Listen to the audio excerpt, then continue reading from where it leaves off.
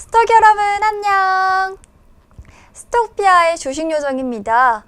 오늘이 중복이라고 하는데요. 이 삼복더위가 이름값을 하듯 극심한 더위가 시작됐습니다. 아침부터 기온이 오르는 속도가 심상치 않더니요. 오늘은 지난 10년 동안의 중복 가운데 가장 더운 중복이라고 하는데요. 더불어서 올여름 최고 기온도 경신한다고 합니다. 폭염특보가 내려지면 이 온열 질환에 걸릴 가능성이 참 큰데요. 물, 그늘, 휴식, 이 세 가지 키워드 꼭 잊지 마시고 실천해 주시면 좋을 것 같습니다. 또 차량에 홀로 어린이를 두지 않도록 각별한 주의도 필요하다고 합니다. 당분간 더위를 식혀줄 소나기 소식도 없다고 하고요. 휴일까지 35도 안팎의 찜통 더위가 이어질 전망입니다. 낮에 이렇게 더웠던 찜통 더위는요, 고스란히 또 열대야로 이어진다고 하는데요.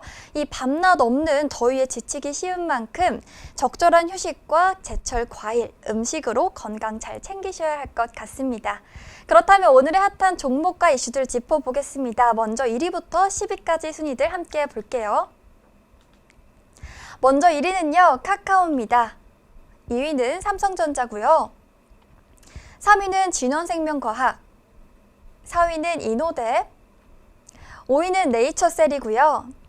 6위는 넥스트사이언스, 7위는 두산인프라코어, 8위는 카카오게임즈, 9위는 HMM, 마지막 10위는 두산중공업까지 이름을 올려줬습니다. 오늘도 이렇게 10가지 다양한 키워드들이 이름을 올려줬는데요. 그럼 저와 함께 핫한 종목 그리고 이슈까지 짚어보겠습니다. 먼저 첫 번째로 살펴볼 종목은요, 이노뎁입니다. 이노뎁이 오늘 갑자기 급등했는데요. 이런 급등은 지난 19일 플랫폼 기업 맥스트의 공모주 청약 경쟁률이 역대 최고치인 6,700대 1을 돌파한 여파로 추정된다고 합니다. 최근 국내 증시에서 이 메타버스에 관한 관심이 높아지고 있는 가운데 코스닥 상장사 이노뎁이 마이크로소프트와 메타버스 관련 사업을 진행하고 있는 것으로 확인됐습니다. 특히 메타버스 관련 마이크로소프트향 매출이 나오는 것으로 알려지면서 숨겨진 수혜주로 떠오르기도 했는데요. 오늘 이노뎁에 따르면 이 회사는 마이크로소프트가 개발한 혼합현실 기반 웨어러블 기기인 홀로렌즈에서 협력하고 있는데요. 홀로렌즈는 가상현실이나 증강현실과 달리 현실 화면에 실제 개체에 스캔된 3D 이미지를 출력하고 이를 자유롭게 조작할 수 있는 혼합현실을 내세우고 있어서 마이크로소프트의 대표적인 메타버스 기술로 평가됩니다. 지금 이 사진을 보시면요, 이 홀로렌즈라는 건요, 우리가 평소에 일반적으로 헤드셋을 사용할 때는 어떤 기기에 연결을 해서 사용을 하잖아요. 하지만 이 홀로렌즈는 이 자체에서 윈도우 PC 기능을 완전히 내재시켰다고 합니다. 정말 신기한데요. 그렇다면 바로 다음 종목으로 넘어가 보도록 하겠습니다. 두 번째 종목은요, 두산인프라코어입니다. 두산인프라코어는 기계회사이기도 하죠. 두산인프라코어가 주식 분할 작업을 완료하고 거래가 재개된 오늘 장 초반부터 상승세를 보여줬습니다. 두산인프라코어는 지난달 29일부터 이달 20일까지 거래가 쭉 중단돼 오다가 재상장하면서 거래가 재개됐는데요. 두산그룹은 재무구조 개선을 위해 두산인프라코어와 두산타워 등을 매각했고요. 두산인프라코어는 인적 분할해서 영업 부문이 지난 2월 현대중공업그룹으로 인수됐습니다. 두산인프라코어 자회사인 두산밥켓이 두산중공업으로 합병되면서 주식 분할 작업이 진행됐습니다. 두산인프라코어 측은 인적 분할과 분할 합병 등에 대해서 사업의 전문성 제고와 재무구조 개선 그리고 신용 위험 감소, 또 신규 대주주 확보 등을 통한 경쟁력 강화와 경영의 효율성 및 시너지 강화 등을 도모해서 궁극적으로는 주주 가치 제고 목적이라고 설명한 바가 있습니다. 마지막 종목 보시겠습니다. 마지막 종목은요, 삼성전자입니다.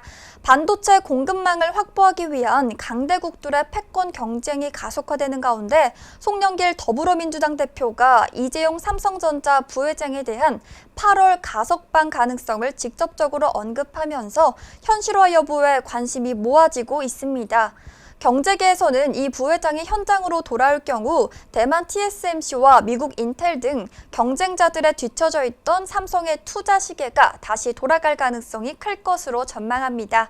지난 20일 오후에 이재명 경기도지사와 함께 삼성전자 화성 캠퍼스를 방문한 송 대표는 취재진과 만난 자리에서 이 가석방 요건인 3분의 2인 형기를 마치거나 법무부 지침상 형기의 60%를 마치면 가석방 요건이 된다면서 이 부회장도 8월이면 60%를 마치는데 가석방 대상이 될 수 있다고 밝혔습니다. 광복절은요, 정부가 연 5회 실시하는 특별 가석방이 이뤄지는 시기이기도 하죠. 집권여당 대표가 이 부회장의 가석방 시기를 명확하게 언급한 것은 이번이 처음이라고 합니다. 총수 부재 리스크가 커지면서 현재 삼성전자의 투자 결정은 사실상 속도를 내지는 못하고 있는데요. 1분기 말 기준 삼성전자의 유동자산은 사상 최대치를 돌파하긴 했지만 이 부회장 수감 이후 삼성의 시스템 반도체와 인수합병 관련 대형 투자 검토는 늦어지고 있는 것으로 전해졌습니다. 김기남 삼성전자 부회장은 지난달 청와대 간담회에서 반도체 산업은 대형 투자에 대한 결정이 필요한데 총수가 있어야 의사결정이 신속하게 이뤄진다고 토로한 바가 있습니다. 네, 오늘은 이렇게 함께 세 가지 살펴봤는데요. 저희 스톡피아는 다음 이 시간에 돌아오도록 하겠습니다. 스톡 여러분, 안녕!